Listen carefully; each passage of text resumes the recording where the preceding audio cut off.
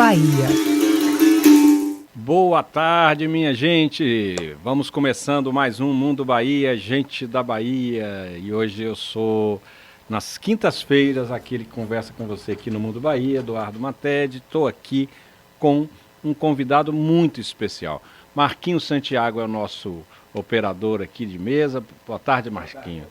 Eu estou aqui sempre comemorando, Marquinhos, esses entrevistados que eu tenho tido a oportunidade de ter aqui, porque tem sido para mim um prazer, sabe? Receber toda quinta-feira, imagina, eu conversando, tendo umas conversas boas danadas, e hoje eu tenho aqui um convidado muito especial porque conheço ele de longa data, desde a juventude, e ele faz um trabalho espetacular aqui nessa cidade, sobretudo ali na paróquia do que o pessoal chama do CAB, né? Na igrejinha do CAB, mas é a paróquia da Ascensão do Senhor. Eu estou falando do nosso querido Padre Mané, o Padre Manuel. Boa tarde, Mané.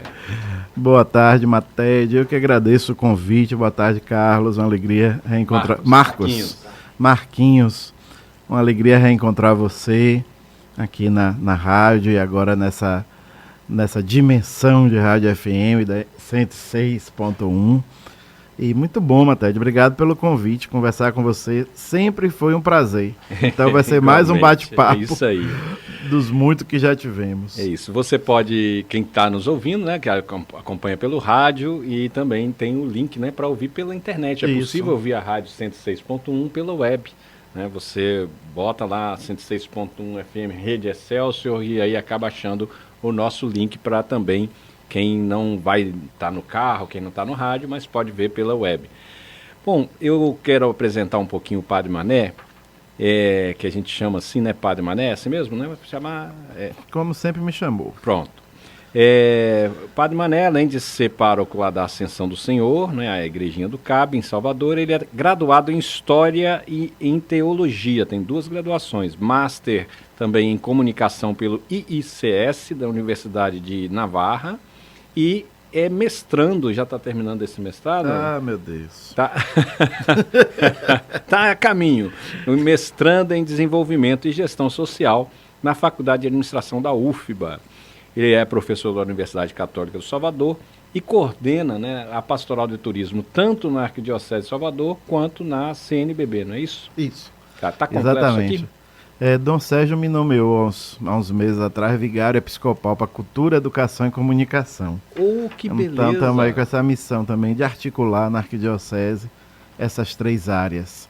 Pastoral da Cultura, Pastoral da Educação, Pastoral Universitária, Pastoral do Esporte, que a gente está implantando aí. Mundão, né? E aí comunicação, Pastoral da Comunicação, inclusive a rádio faz parte do vicariato, a dimensão também de patrimônio, né, histórico. Dom Sérgio não é bobo, não. Dom Sérgio viu logo ele não pegar Padre Manuel, botar aqui nessas áreas que elas precisam se articular, e só esse um padre assim que faz tem essa capacidade de mobilização que o Padre Manuel tem, eu vou botar ele lá. Né? Inspirado pelo Espírito Santo, né? Como são os atos dos nossos bispos, de modo geral, a gente vai aqui.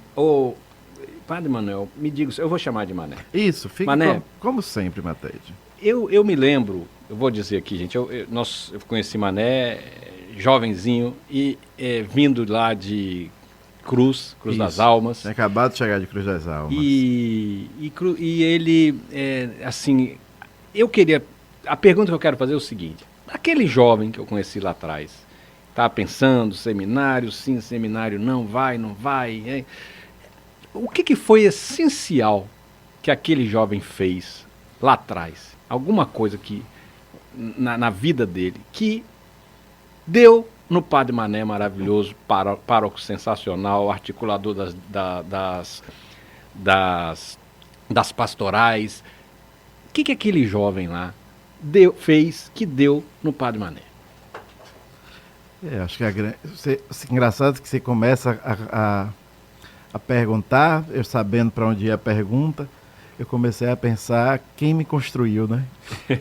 Quem colaborou na minha construção. Então talvez a coisa mais importante que eu tenha feito tenha sido justamente me abrir a né?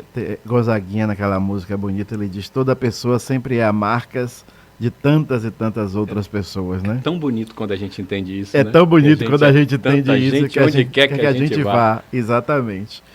Então, eu acho que a questão é essa, né? A se abrir.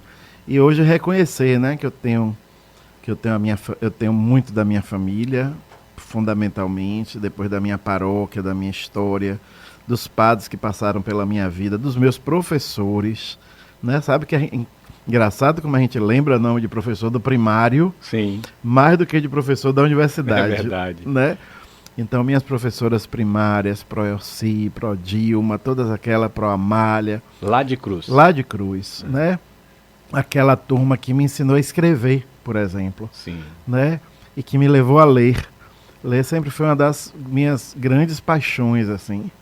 E meus pais, que não têm, assim, formação acadêmica, nada disso, sempre me deram livro. Eu acho isso interessante, sabe? Eu sempre ganhei muito livro dos meus pais.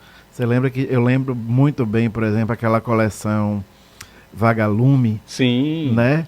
Depois tinha aquele período que as novelas das 6 eram sempre novelas de época, inspiradas em grandes romances, isso, né? E eles sempre me davam os romances que inspiravam as novelas. Olha. Né? E aí você faz essa experiência, né, de imaginar. Quando a gente lê um livro, a imaginação, a construção imagética é toda nossa. Então é muito mais rico do que ver o dado audiovisual, né? Raramente ele consegue surpreender, né, mais do que a sua própria mente. Por isso que todo mundo lendo, que né? vê um filme, uma novela que foi inspirada num livro, diz que o livro é melhor.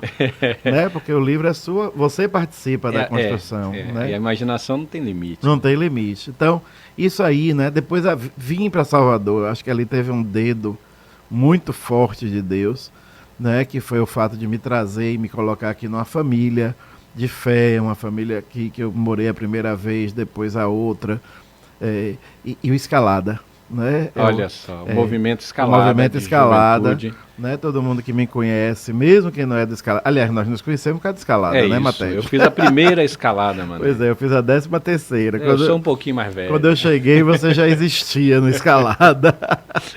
Né? E o Escalada foi muito importante porque, chegando em Salvador, do interior, ela me deu um círculo, né, uma relação de amizade, né, que me empurrou para frente.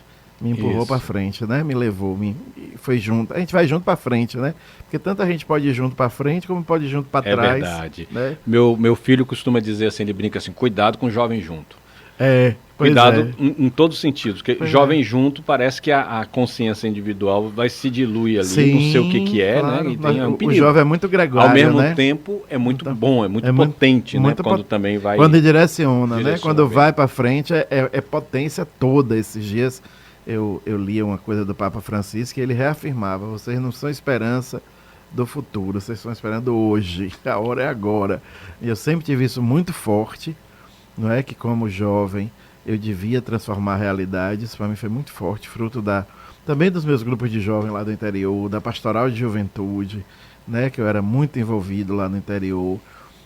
Então essa coisa toda para mim foi muito importante e foi me direcionando. E aí entram os amigos, e aí vai. Então a história, eu acho que tem aquela história, né, de que a copa da árvore é equivalente à raiz. Sim. Né? Principalmente no Cerrado, né? O que está para baixo... Está para cima, né? Tem uma floresta ali subterrânea. Subterrânea, exatamente. Então, isso para mim é muito importante, sabe?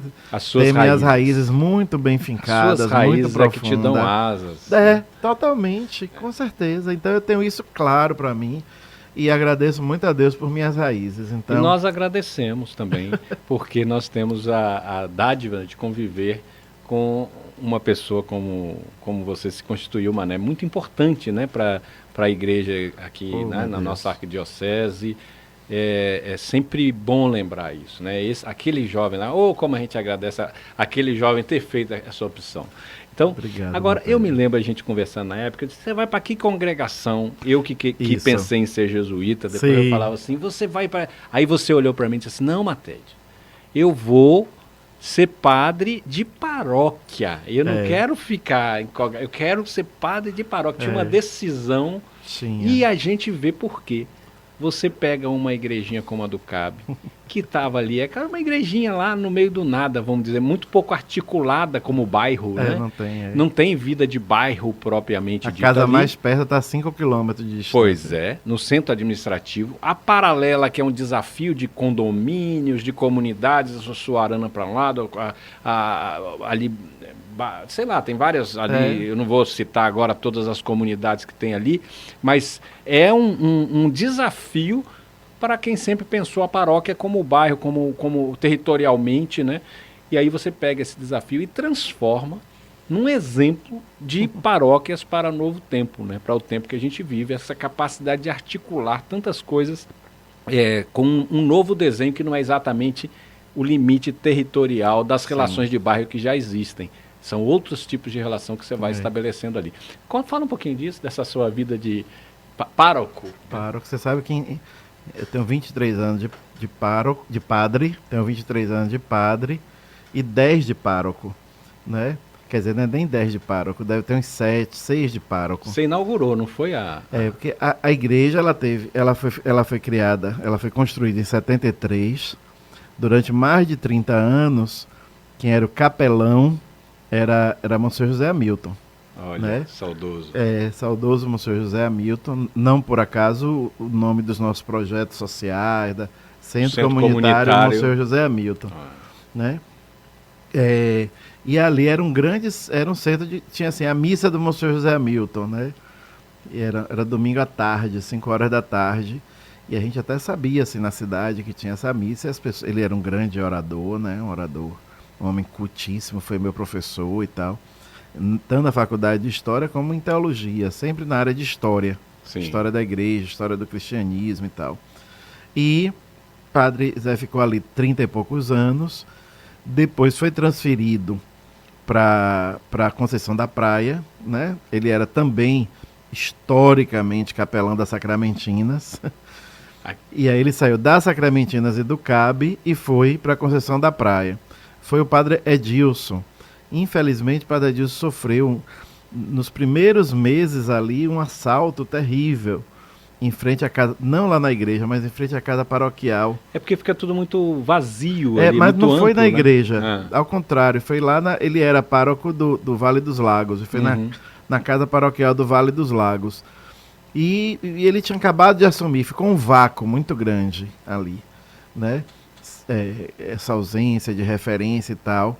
E depois, então, quando ele voltou, muita gente tinha se dispersado, aquele pessoal que seguia Monsenhor Hamilton, na verdade, né? Logo depois de Aparecida, eu era capelão das Sacramentinas, imagine, fui eu que fiz, Padre Edilson foi substituir Padre Hamilton no Cabe e eu fui substituir Padre Hamilton nas Sacramentinas. E eu fazia parte da coordenação de pastoral da diocese, e um dia na reunião se perguntou, né, qual é a resposta de conversão pastoral que nós vamos dar. Estávamos no final da conferência de Aparecida. Né? Isso foi em mais ou menos 2007. 2007. Né? Porque eu fui para... Aí 2 anos se discutiu e em 2010 eu fui para lá. Não era paróquia. Né? A ideia era fazer uma articulação ali entre as 12 paróquias. Naquele momento a Paralela... Era um pupurri. Tinha 12 paróquias no território da Paralela. Né? Para o lado do mar, todas as paróquias da Orla. Para o outro lado, todas as paróquias do miolo da cidade, né? Desde Pernambués até São Cristóvão. Então eram 12. Do outro lado, do Imbuí até Estela Maris, praticamente, né? Até Itapuã. Então era uma articulação. Mas a coisa foi pegando, né? A gente sempre teve essa ideia de que estávamos diante de um desafio e para novas perguntas, novas respostas. Então, toda a dimensão do digital, por exemplo, né, desde o início, os grupos de WhatsApp, essa comunicação digital sempre foi muito usada, né, a gente tinha muito essa consciência. E também, por exemplo, novos horizontes pastorais, como, por exemplo, a pastoral Fé e Política. Né? A gente estava encravado... No centro administrativo da Bahia, onde está a Assembleia Legislativa, todas as secretarias de então, era uma pergunta que demandava uma resposta pastoral. E assim a gente implantou a pastoral Fé e Política. As coisas foram muito assim. as perguntas foram chegando e a gente foi dando resposta, né? As demandas foram, por exemplo, a questão do migrante também, né? Um ou outro migrante apareceu e começamos a ajudar. Hoje são mais de 300 famílias, né? Que Sobretudo venezuelanos. Sobretudo venezuelanos. Mas olha, africanos, viu? Outros países. Já tivemos migrantes do Iêmen. Olha só. A Bahia é interessante, porque como a gente tem o rosto do mundo todo. Né? Salvador, a cidade da Bahia, foi durante 300 anos, mais de 300 anos, um dos principais portos do mundo. Uma cidade altamente cosmopolita. Falavam-se as diversas línguas, porque tinha de tudo aqui. Todo mundo. E a gente você pode ser árabe, né? Olhando aqui a gente tem aqui o Jardim de Alá, o Corredor da Vitória. Isso são moraria, são marcas desses povos todos que estiveram aqui. Né? Sejam contra a vontade, vieram sendo escravizados, ou aqueles que vêm pelo comércio. Enfim, a gente teve... Essa cidade sempre foi muito plural, né? Nesse sentido. Então os migrantes aqui se diluem. Sim. Então, de repente, você está sentado num ônibus do lado de um iemenita. Se ele não abrir a boca, você nunca vai saber que ele está vindo do Iêmen. É um baiano. Né? Então, se for os africanos negros, mais ainda. Né? Os latino-americanos também. Então, a gente é muito diluído. Fidel Castro teve aqui, quando teve aqui na Bahia, em Salvador especificamente, ele olhou, ele disse assim, nossa, parece que eu estou em Havana. Totalmente. Ele mesmo disse. A época, nos anos 80, a diferença era os dentes. Sim. Que as pessoas tinham mais... A aparência dos dentes aqui era mais precária, né? A saúde. Por causa da questão da saúde. Da saúde pública, a gente estava melhor. Mas é aquelas observações de Fidel na época. Sim. Mas aí foi assim que surgiram esses migrantes, né? Então tem muita gente do mundo todo aqui. E a gente tem um trabalho ali de acolhimento e assim vai. Você está no Mundo Bahia. Hoje nós estamos conversando com o Padre Mané. E nós estávamos falando aqui da experiência dele numa paróquia que o desafiou por não ter uma lógica de bairro já constituída ali. E nesse desafio veio a questão digital que você citou, e agora você também se apropria dessa área digital e está fazendo o maior sucesso aí com uma iniciativa muito interessante, Padre Mané, que é a reflexão da palavra do dia ali sendo feita. Existem outras iniciativas como essa. Padre Tabosa, por exemplo, que eu já seguia, já fazia sempre esse reflexo, continuo fazendo as duas, sabe? Eu faço as duas todo dia. Mas você tem feito o Assim Seja, né? Que assim seja. É um podcastzinho, tá no Spotify, tá no YouTube, né? Você tem canal no YouTube. Como é que vê essa inspiração? Meu Deus, as coisas vão batendo. Eu sempre digo que as coisas de Deus é melhor a gente não procurar. Mas se aparece a gente não diz não, né? Então muita gente falava, né? O pessoal gosta do que eu falo, gosta das minhas pregações e tal, e muita gente falava, e eu tinha sempre assim um receio desse comprometimento diário, né? Também porque é um compromisso. É um compromisso. É muito prazeroso, mas também a responsabilidade assim. Você não pode faltar de jeito nenhum, enfim. Não, pelo amor de Deus, todo dia ali de manhã cedo, acordo, a primeira coisa que faço é abrir a reflexão do dia, tem que estar lá, né? E cedo. Aí, como muita coisa na minha vida, um amigo do Escalada, né? Me disse, mano, a gente vai ter que fazer, você vai ter que fazer isso aí, porque vale muito a pena, vai ser legal, muita gente está esperando, muita gente quer. Eu vou em São Paulo, vou passar lá na Santa Efigênia, vou comprar um microfone de celular para você gravar. E aí ele fez isso, trouxe, e eu disse, deixa eu fazer aqui um teste. E aí fiz uma reflexão, né, daquele evangelho do dia seguinte. E mandei para ele, veja se tá bom. Ele disse, tá muito bom e o canal tá pronto, já tá no ar. Você pode dizer o nome desse amigo? Anderson, muito obrigado, Pamonha, Anderson. A comunidade que assim seja, que tá já virando uma comunidade de gente seguindo o Padre Mané com suas reflexões, já agradece, Anderson, a sua inspiração. É isso aí. Então foi desse jeito que a gente, aí dali vamos agora mais ou menos YouTube. Como Maria, né? Que chega lá em Caná, Jesus está ali na festa, Maria lá, aí ela olha assim, eles estão com um problema, acabou o vinho. Aí Jesus olha para ela, não, o que eu tenho a ver com isso? Não, me deixa aqui, mulher. Exatamente. Aí ela chama os caras e diz assim, ó, façam tudo que ele mandar. Quer dizer, ou seja, ela tava ali desconsiderou que ele estava ali, mais ou menos, não sei se ainda é hora. Ela já deu o impulso, o Anderson fez isso com você. Fez. Né? É muito bem, É igual Anderson. diz que aqueles calouros de Silvio Santos, eles entravam correndo no palco, porque na hora que Silvio Santos chamava, dava caruara, e aí tinha sempre alguém atrás para empurrar. Então por isso que eles entravam correndo, sem saber, porque... Então Anderson fez isso, entendeu? Isso. Na hora da caruara, ele empurrou bem. Vamos fazer o bem, vamos lá. Mais uma fronte. Então quem quiser seguir, tá no YouTube, um canal no YouTube, que Padre assim Mané, seja Padre Mané. Exatamente, que assim seja. Ele mesmo também deu essa ideia do nome, porque geralmente eu termino as homilias falando que assim seja, ou que Deus nos ajude, enfim. Então é o jeito que eu termino mesmo. Então tá no YouTube Padre Manuel, Padre Mané, e no Spotify que assim seja. Porque a ideia é que o Padre Mané seja um canal com vários programas, né? Além do que o que assim seja. Sim. A gente está vivendo um tempo, Mané, muito difícil, né? A gente vive aí nessa área de comunicação, né? Uma tomada das redes sociais, ou até o desenvolvimento das redes sociais, acaba sendo muito controlado por algoritmos. A gente tem um texto maravilhoso, eu vou te mandar depois, quem quiser, é um texto do jornalista e mestre de História Social da mídia, Zeca Peixoto. Eu vou te mandar. Manja. Ele chama Anátema do Conhecimento. Ele diz assim, bastaram pouco mais de 15 anos para que as ideias do Vale do Silício, carregadas de utopias digitais supostamente libertárias, apresentassem suas verdadeiras credenciais. A nova economia política da mídia dos monopólios e oligopólios de comunicação.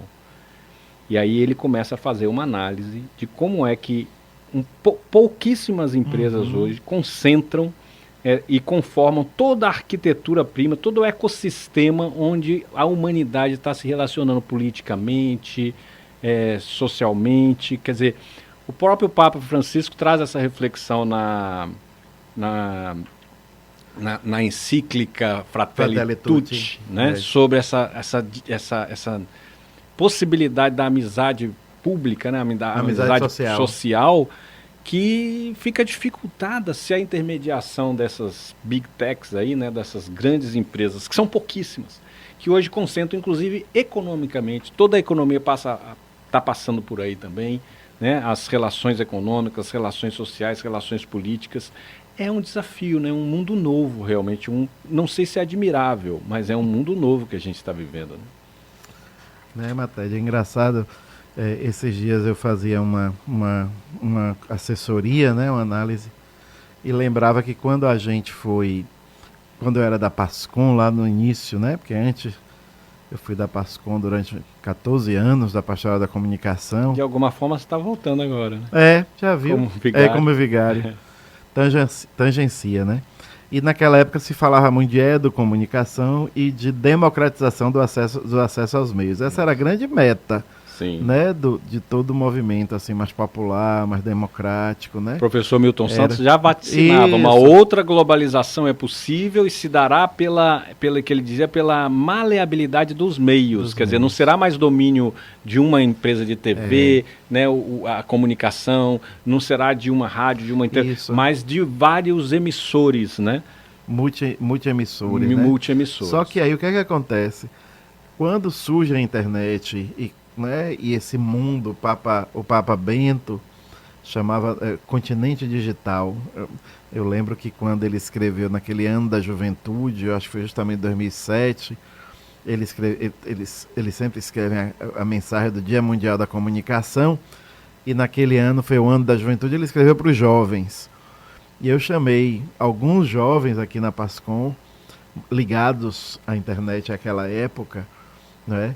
E para ler a carta. Quando terminou de ler a carta, um deles, Gardenal, que hoje é um cara que está aí, está no Canadá, enfim, trabalhando com jogos digitais e tal, mas ele disse, eu estou com medo desse Papa. Eu disse, por quê, Daniel? Aí ele está sabendo muito da minha vida.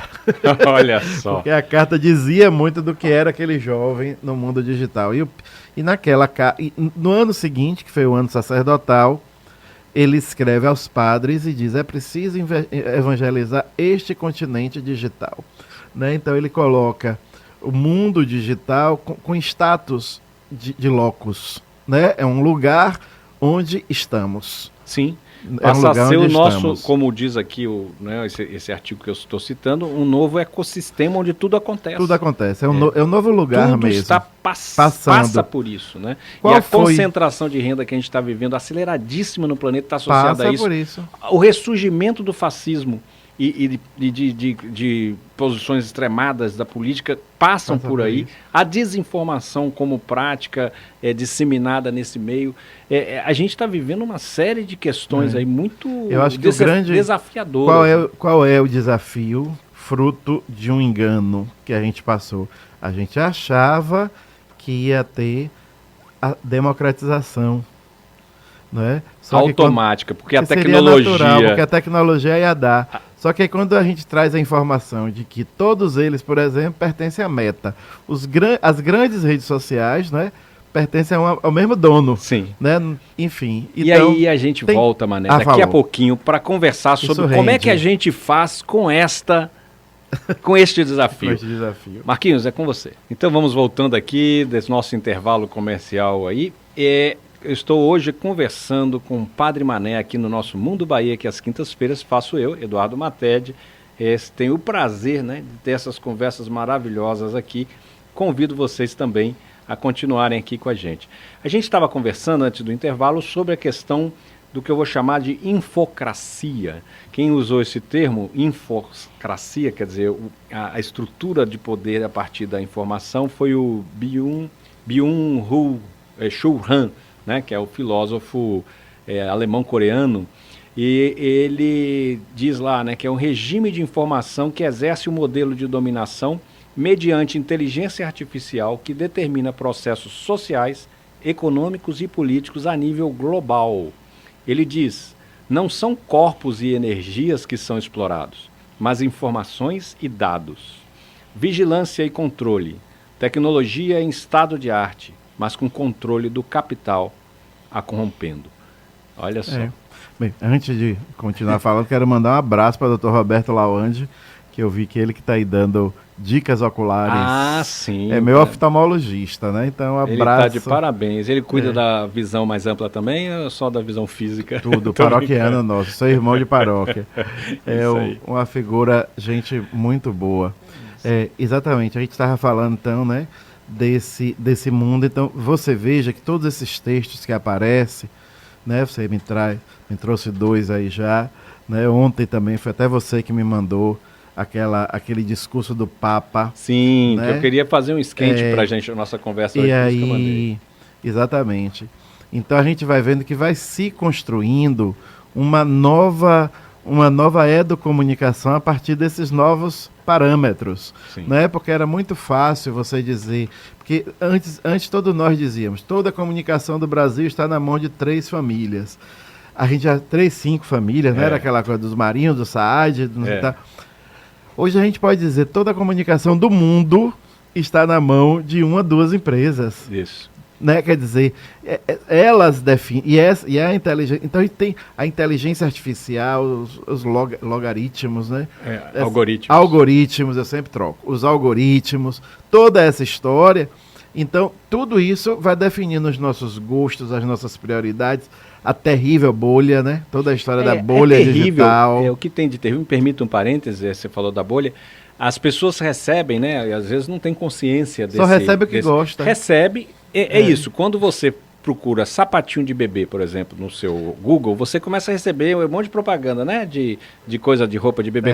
A mesma coisa acontece quando você curte uma opinião política de alguém, quando você curte uma... Aí você começa a receber só aquilo. E aí, isso o que acontece? Na sua bolha. A bolha. Aí as pessoas ficam olhando aquele teto que elas colaram, aquelas estrelinhas fosforescentes que colaram no teto, e aí quando olham, acham que estão olhando o espaço sideral inteiro, na verdade, é só o teto do seu quarto, meu amigo. E não muda nada e você fica vendo aquilo o tempo todo. Reforçando e acha que o mundo é isso. E sai indignado quando você vê alguém pensando tão diferente de você fica com raiva da pessoa, indignado. Mas esse mundo não existe, essa pessoa, entendeu? Você é um estúpido, como é que você está pensando assim? Então a gente precisa sair, né?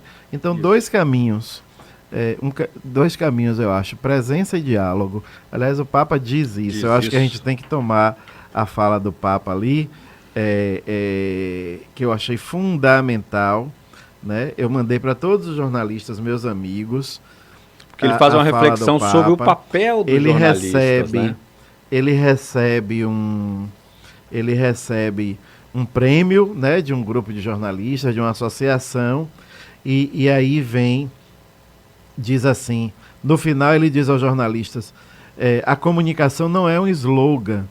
Preocupa-me, por exemplo, as manipulações daqueles que propagam notícias falsas de modo egoístico, para orientar a opinião pública. Aí ele diz ao jornalista, por favor, não cedamos à lógica da contraposição, não nos deixemos condicionar pela linguagem do ódio. Então, primeiro, nada a temer se não fugir da luta. Né? Sempre trazendo os poetas. O velho Milton Nascimento. Então, primeiro, nada a temer.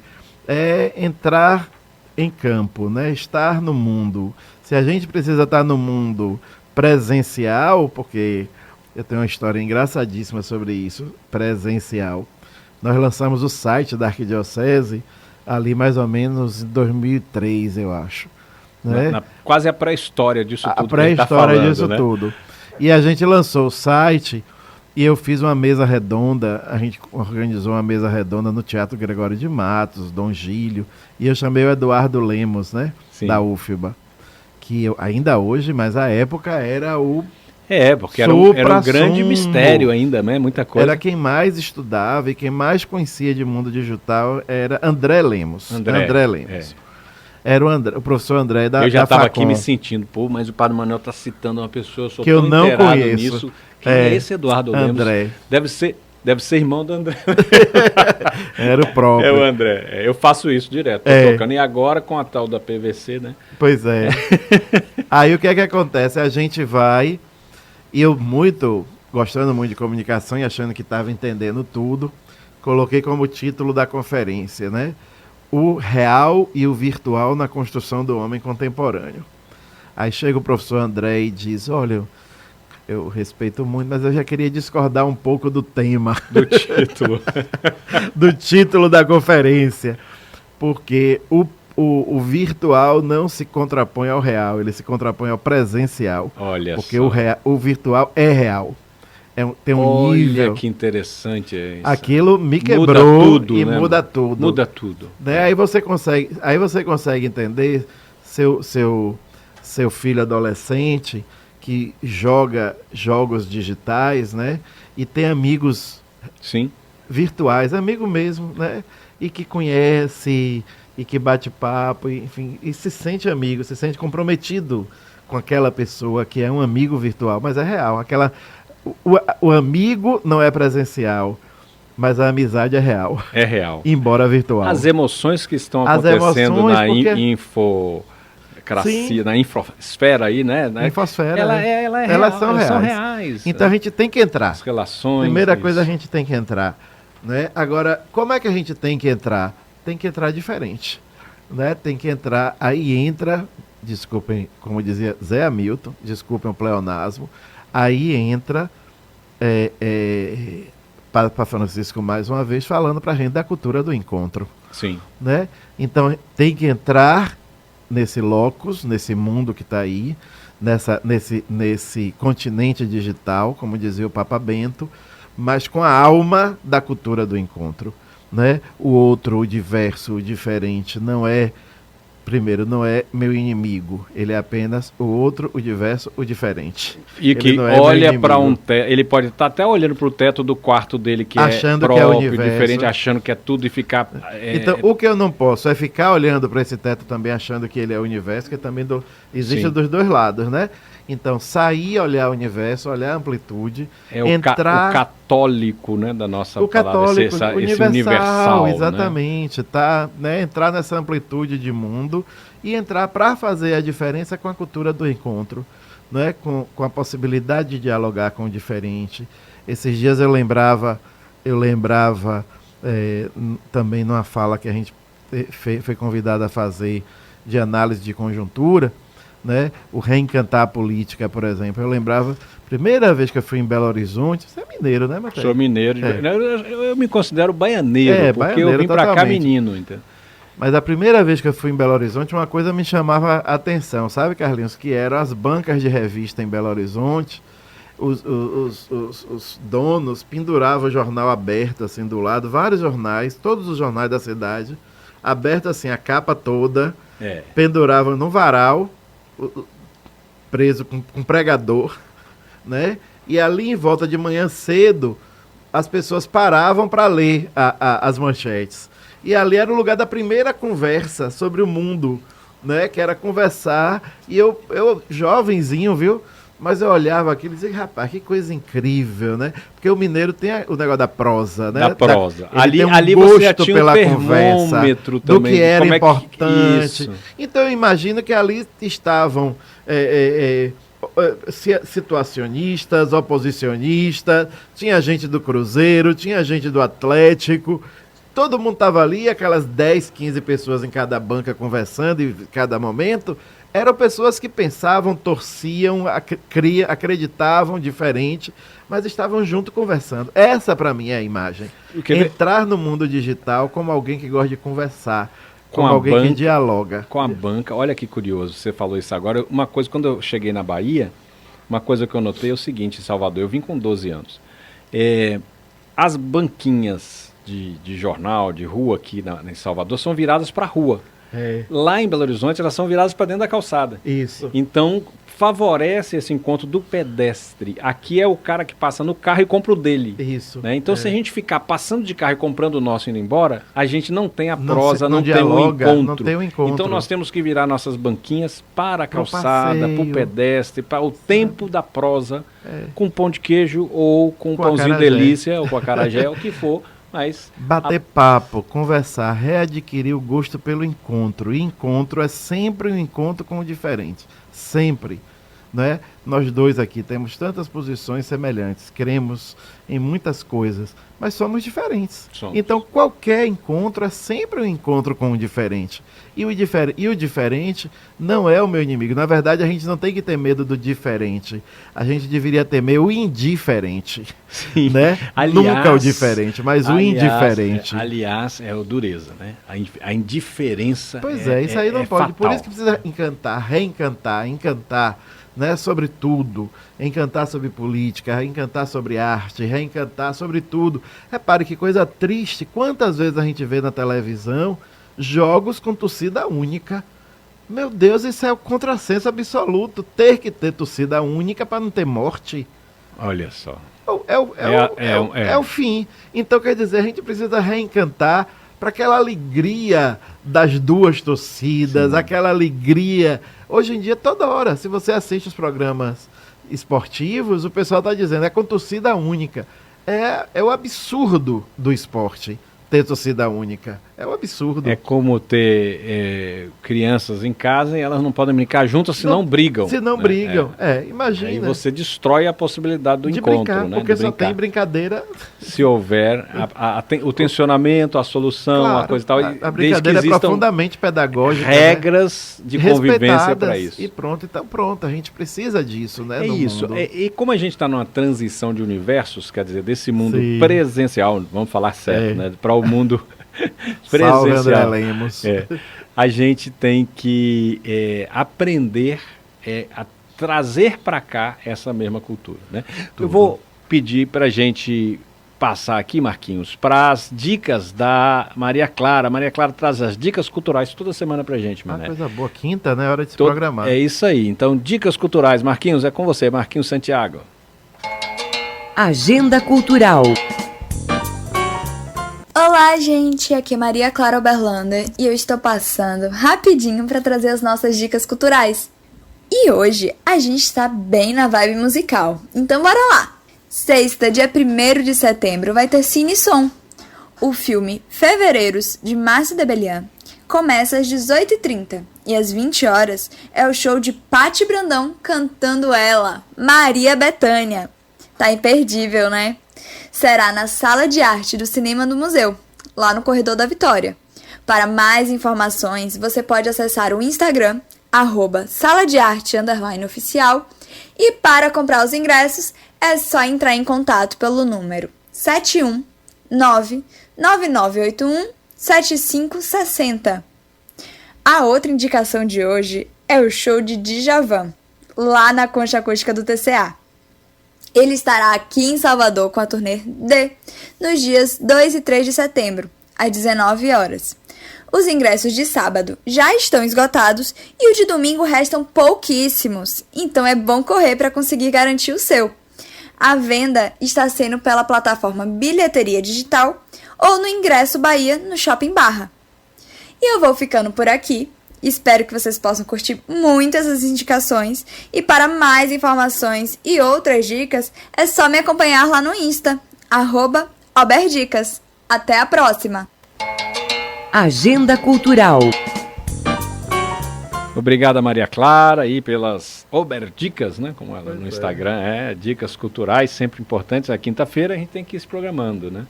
Para essas coisas. Nós estamos aqui no Mundo Bahia de hoje conversando com o Padre Mané e falávamos aqui desse ambiente virtual, onde ele agora está com o Que Assim Seja, que está no Spotify, no canal no YouTube. Tem sido ótima reflexão diária, né, a partir daquela leitura, né, da passagem evangélica da liturgia do dia. E Padre Mané, e nós estamos refletindo aqui sobre as condições de convivência nesse campo e das reflexões que o Papa Francisco está trazendo para esta questão. E para você que está aí com o vicariato, né? Isso. Articulando o vicariato de educação, comunicação, comunicação, cultura, e nesse novo caldo, né? Esse grande desafio, né, Padre Mané, de dar um caldo com bom gosto, né? Esse caldo não ser um caldo nocivo, né? Ácido, destrutivo, corrosivo, né? É preciso, eu sempre penso que é preciso assim, uma serenidade para atravessar a tempestade, né? Não dá para ficar tranquilo, não, mas sereno porque o tranquilo sim. depende do externo. Eu sempre falo isso, eu uso sempre. Não, como é que você está? Eu estou sereno, porque tranquilo não está dando para ficar. Tranquilo é quando o ambiente permite que você fique tranquilo. Sereno é que mesmo num ambiente difícil, você enfrenta com serenidade. É aquele capitão que, durante a tempestade, leva o barco devagar, não é isso? Exatamente. Eu acho que nós vimos muito, né, que nós não estamos num momento de mudanças, estamos não estamos numa época de mudança, estamos numa mudança de época, né? Então estamos numa encruzilhada, né? E a gente imagina, existem duas possibilidades de encruzilhada. A encruzilhada é aquela que não tem ninguém circulando, né? Mas vamos imaginar aí, você que está escutando, aquele cruzamento de Pequim, né? Aquele cruzamento que a gente vê às vezes nas redes sociais, né? Daquelas cidades da Ásia, né? Aquelas grandes metrópoles. Então a gente está nesse cruzamento aí, né? Cheio de gente, cheio de informação, cheio de... É nessa encruzilhada que a gente está. Não é numa encruzilhada tranquila, ali de Cruz das Almas, da Pumba, da Boca da Mata. Não é essa encruzilhada ali de duas estradinhas da roça. É um cruzamento de uma mega cidade. Nessa hora, o que é que você faz? Se entrar em pânico, vai atropelar e ser atropelado. Vai se bater e vai bater nas pessoas, né? Então, manter a serenidade para encarar esse cruzamento da história, esse entroncamento de tantas culturas, com esse elemento novo, né, que é a cultura digital, finalmente, né? Porque aí a gente sai de uma moda, de uma tendência, não é só isso mais, né? Não é só moda, tendência, é cultura. Assim, é um jeito de viver, de ser e de viver, né? Uma mentalidade, um jeito. O homem digital, nós somos do mesmo jeito que nós. Para o baiano isso ainda é mais complexo, né? Porque nós somos barroco digitais. Então, habita em nós, olha, isso rende, hein? Mané, eu nasci numa fazenda. Fui criado na zona rural. Você também, lá em Cruz, né? Na zona rural, mas no interior. Eu nasci numa fazenda, numa época, nos anos 60, que não existia né, a televisão a gente tinha que esperar esquentar. Na hora que ligava, as válvulas tinham que esquentar para ver alguma coisa. Mal historicamente, era aquela imagem PB, né, cheia de linhas, mas era um outro mundo, e hoje eu vivo num mundo absolutamente desafiador, e mesmo para quem está nascendo nesse mundo agora, eu vejo aí meus filhos, minha neta, agora E nós somos privilegiadíssimos, Isso. né, que fizemos essa ponte do passagem antigo de com um o mundo novo. para o outro, mas dá uma ansiedade muito grande. Cuidado, Para ficar, sabe o que eu botei na minha geladeira, mano? Achei um ímã de geladeira com aquele dístico lá dos londrinos na época da Segunda Guerra, que é o Keep Calm, Keep calm. Carry On.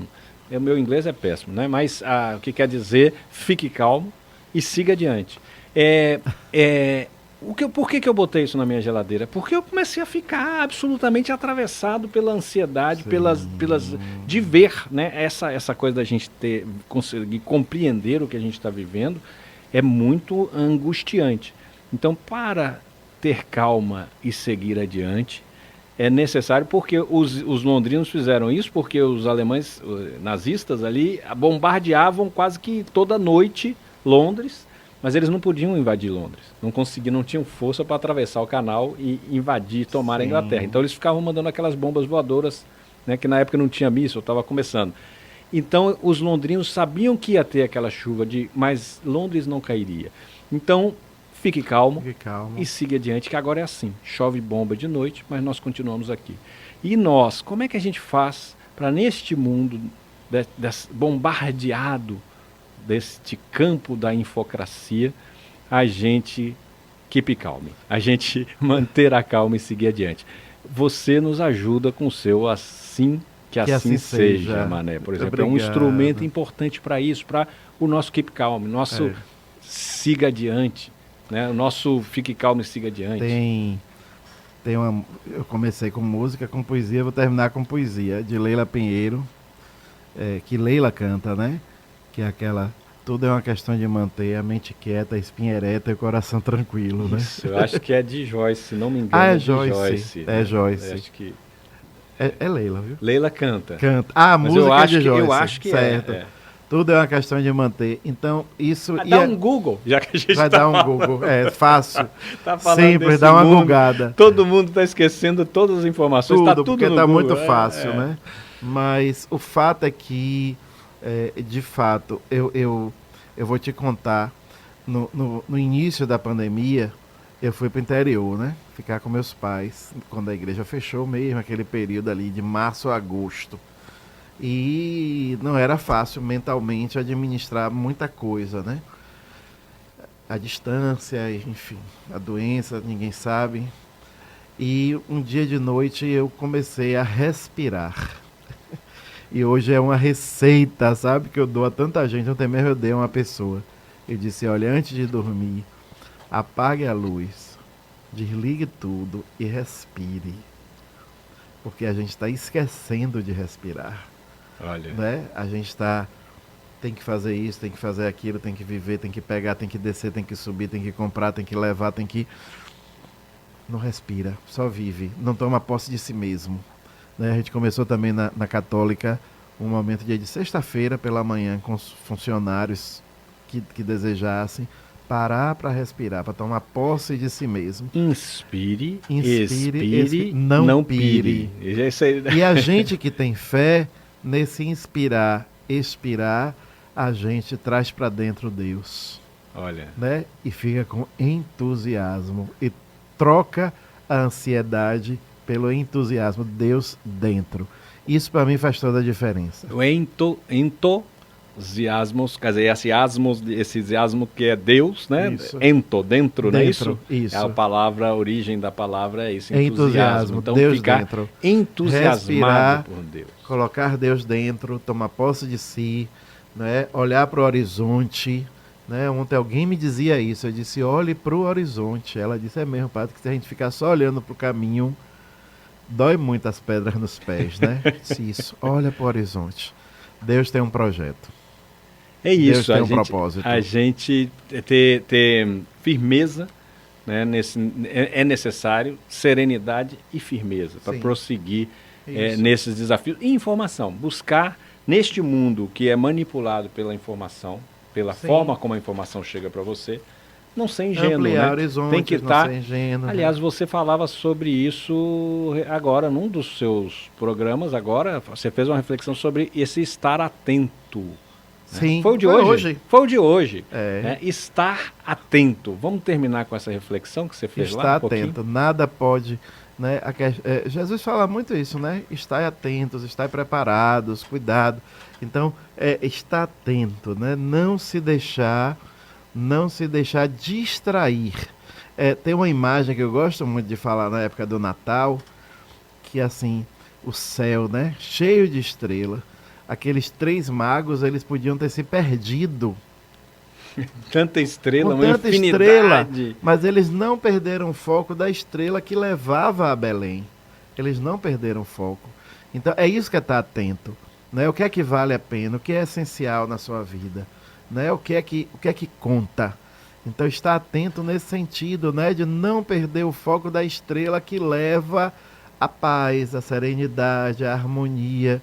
Não se deixar distrair por tantas focos de atenção, por tantas Porque atratividades. isso, né? A matéria, sim. desculpe, a matéria-prima nesse mundo é exatamente o seu clique, a sua atenção, o seu clique de curtir. Isso. A máquina deste mundo funciona para atrair a sua atenção por mais tempo possível. Com porque certeza. o tempo de permanência seu na frente daquela tela, daquela informação, vai dar pontos, vamos dizer assim, para Sim. aquele que está recebendo essa Aí atenção. você vira escravo. É verdade. Então tá todo mundo querendo o seu clique e a sua atenção. Inclusive eu, lá no podcast. Mas em troca da nossa Mas vai ter serenidade. paz, vai ter serenidade, vai entrar numa outra dinâmica, com certeza, no outro ritmo. Para enfrentar esses desafios todos. Exatamente. Gente, nós tivemos hoje aqui o nosso Mundo Bahia das quintas-feiras com Eduardo Matede, que sou eu, com Marquinhos Santiago na operação, e hoje com esse delicioso bate-papo com o Padre Mané. Padre Mané, a gente vai enviar o áudio desse programa. Nós ainda não estamos no YouTube, arquivando isso no YouTube, etc. Sim. Mas a gente vai chegar lá, não é isso, Marquinhos? Vamos chegar lá Com nos certeza. próximos programas. Um abraço, Obrigadíssimo. obrigado por você que nos acompanha sempre aqui no Mundo Bahia. Marquinhos Santiago, é com você. Mundo Bahia.